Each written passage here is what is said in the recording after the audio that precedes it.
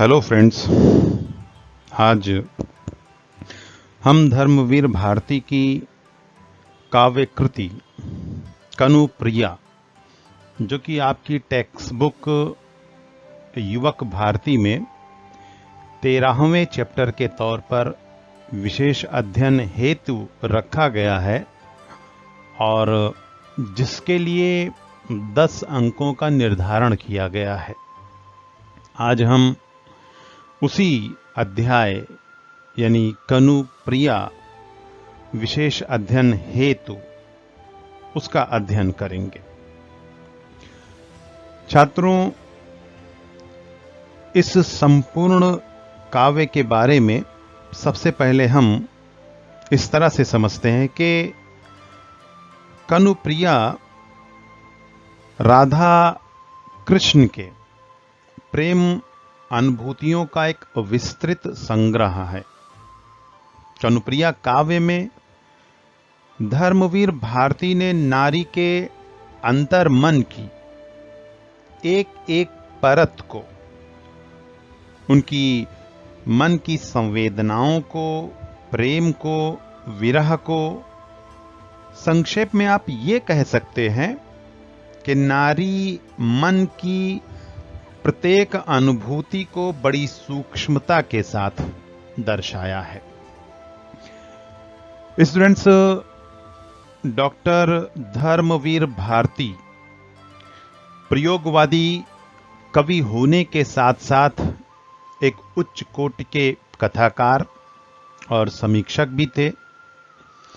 आपकी प्रयोगवादी तथा नई कविताओं में लोक जीवन की रूमानियत की झांकी मिलती है।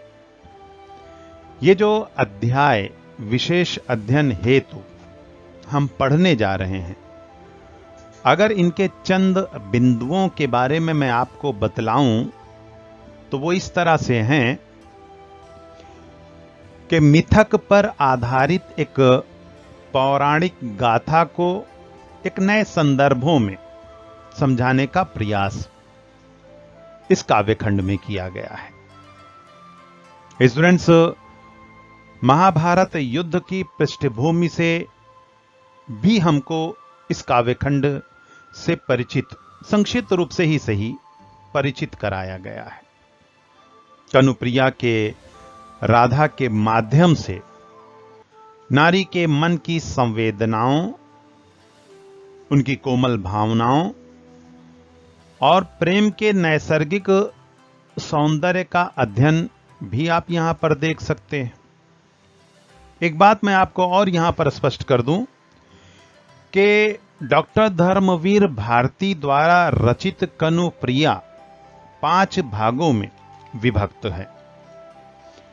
वो 5 भाग इस प्रकार से हैं: पूर्व राग, मंजरी परिणय, सृष्टि संकल्प, इतिहास और समापन। स्टूडेंट्स, इतिहास नामक भाग से आपकी पाठ्य पुस्तिका में जो 4 हिस्से दिए गए हैं, जिसमें आज हम सेतुमय नामक अंश का अध्ययन करने वाले हैं, यहां पर एक बात मैं आपको स्पष्ट कर दूं कि राधा कृष्ण के महानायक वाले रूप से चकित हो जाती हैं। उन्हें तो केवल कृष्ण के साथ प्रणय वाली यानी प्रेम भरी जो बातें हैं वही समझ में आती थी। अब यहां पर किस प्रकार से डॉक्टर धर्मवीर भारती ने इस काव्यखंड में कनुप्रिया नामक जो काव्य पंक्तियां दी गई हैं, सर्गों में बांटा गया है, किस प्रकार से भारती जी ने अपनी सोच को, अपने दृष्टिकोण को अभिव्यक्त किया है, वो आगे हम एक एक करके आगे के स्लाइड्स और वीडियो के माध्यम से समझने का प्रयास करेंगे। एक चीज फिर से मैं आपको यहां पर स्पष्ट कर दूं कि 5 नहीं बल्कि 10 अंकों के लिए यह विशेष अध्ययन हेतु खंड आप लोगों की टेक्स्ट बुक में समाहित किया गया है। आप लोग इसे अच्छे से समझिए और 10 अंकों की प्राप्ति आप बड़ी आसानी के साथ कर सकते हैं। तो चलिए एक एक करके हम डॉक्टर धर्मवीर भारती द्वारा रचित कनुप्रिया के जो 4 अंश हैं, उनमें से पहला अंश सेतु मैं, इसके बारे में हम अध्ययन करते हैं।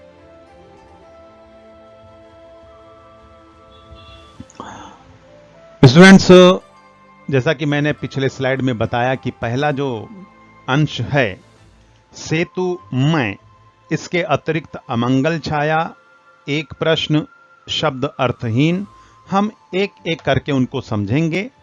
सर्वप्रथम हम इस वीडियो के माध्यम से सेतु मैं नामक इन चंद पंक्तियों को समझ लेते हैं। नीचे की घाटी से ऊपर के शिखरों पर जिसको जाना था वह चला गया। हाय मुझी पर पग रख, मेरी बाहों से इतिहास तुम्हें ले गया। इसका भावार्थ आप इस प्रकार से समझ सकते हैं कि प्रस्तुत पंक्तियों के माध्यम से, यानी इन पंक्तियों के माध्यम से कवि डॉक्टर धर्मवीर भारती जी ने चेतनावस्था की राधा का, ध्यान रखिएगा, इन पंक्तियों में राधा स्वयं से ही वार्तालाप कर रही हैं अपने प्रियवर, अपने प्रेमी, अपने कृष्ण से के बारे में। चेतनावस्था की राधा का अचेतन मन में बसी राधा से होने वाले संवाद का वर्णन किया है। वार्तालाप का केंद्र बिंदु मात्र उनके प्रियवर कनु अर्थात कृष्ण जी हैं। यह सर्वविदित है कि कृष्ण गोकुल से मथुरा चले जाते हैं और उनके पीछे रह जाता है गोकुल व ब्रज का पूरा समाज और कनु का संसार, कनु प्रिया अर्थात कृष्ण की प्रेमिका। स्टूडेंट्स, इन पंक्तियों के भावार्थ को मैं अगले स्लाइड में आप लोगों को मैं समझाता हूं।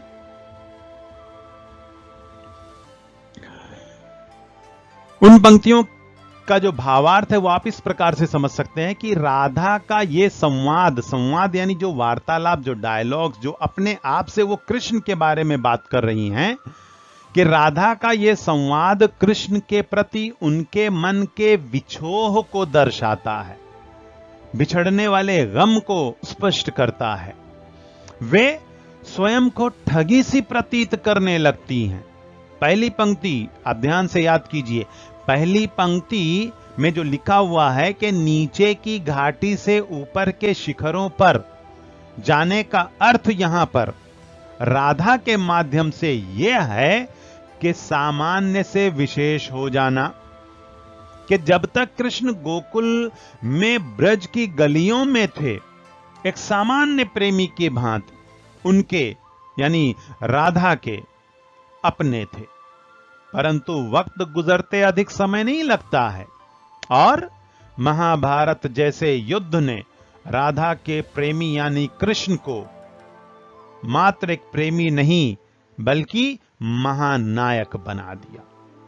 वे कृष्ण से कह रही कि हे कृष्ण, इतिहास के इस बदले हुए रूप ने तुम्हें महानायक अवश्य बनाया, परंतु बलि मेरी चढ़ाई गई। कनु तुम मेरे थे, परंतु इतिहास यानी समय ने अपने आप को दर्शाने के लिए तुम्हें मुझसे छीन लिया और एक नए इतिहास का निर्माण हुआ जिसे महाभारत के युद्ध के नाम से जाना जाता है। इन पंक्तियों में आप देखिए कि सुनो कनु सुनो, क्या मैं सिर्फ एक सेतु थी तुम्हारे लिए लीला भूमि और युद्ध क्षेत्र के अलंघ्य अंतराल में। इसका भावार्थ आप इस प्रकार से समझिए कि राधा क्या कहना चाह रही हैं। वे अपने आप से यानी अपने प्रियवर के बारे में कह रही कि हे मेरे कृष्ण, मुझे ध्यान से सुनो, गोकुल और ब्रज की गलियों में जो लीला अपने बाल सखाओं के साथ मिलकर किया करते थे। मेरे साथ प्रेम के जो क्षण व्यतीत किए थे, उस लीला क्षेत्र से लेकर महाभारत के युद्ध तक पहुंचने के मध्य जो एक न समाप्त होने वाली दूरी थी, उस दूरी को पाटने के लिए, उसे समाप्त करने के लिए तुमने मुझे सेतु यानी एक माध्यम बनाया। तो इस प्रकार से इन पंक्तियों के माध्यम से राधा कृष्ण से कह रही हैं कि मेरा मात्र एक प्रयोग किया गया, एक जरिया बनाया गया, एक माध्यम बनाया गया। महाभारत के युद्ध में पहुंचकर तुम महानायकत्व का रूप धारण कर लेते हो और मैं यहीं के यहीं रह जाती हूं। इन पंक्तियों में आप देखिए कि अब इन सूने शिखरों, मृत्यु घाटियों में बने सोने के पतले गुथे तारों वाले पुल सा, निर्जन निरर्थक कांपता सा यहां छूट गया मेरा यह सेतु जिस्म, जिसको जाना था वह चला गया।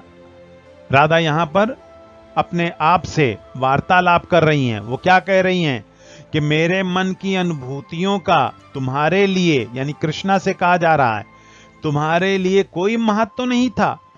सामान्य से विशेष बनने का जो तुम्हारा माध्यम था, अर्थात मैं यानी राधा स्वयं को यहां पर कह रही हैं, जिसे मात्र एक पुल की तरह प्रयोग किया, वह पुल यानी कि मैं अब निरर्थक हो गई हूं। हे कनु, स्वर्ण रूपी सोने से बना मेरा यह शरीर जो कि तुम्हारे लिए मात्र पुल था, वह अब जर्जर, कमजोर, बेजान सा कांपता रहता है।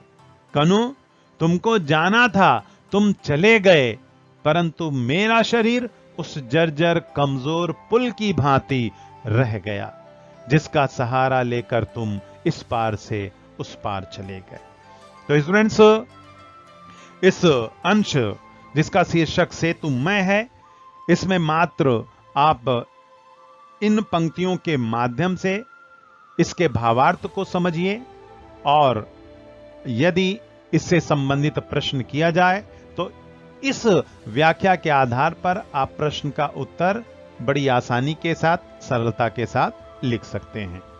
यहां पर मैं आपको फिर से एक बार बतला दूं कि इस वीडियो के माध्यम से मात्र मैंने पहला अंश कनुप्रिया का सेतु मैं के बारे में ही मैंने चर्चा की है। अगले वीडियोस के माध्यम से मैं एक एक करके अमंगल छाया, एक प्रश्न और शब्द अर्थहीन हैं, इन तीनों सर्गों का, इन तीनों अंशों का भी मैं व्याख्या लेकर वीडियो के माध्यम से आप लोगों के समक्ष आऊंगा। तब तक के लिए आप तमाम लोगों से अलविदा।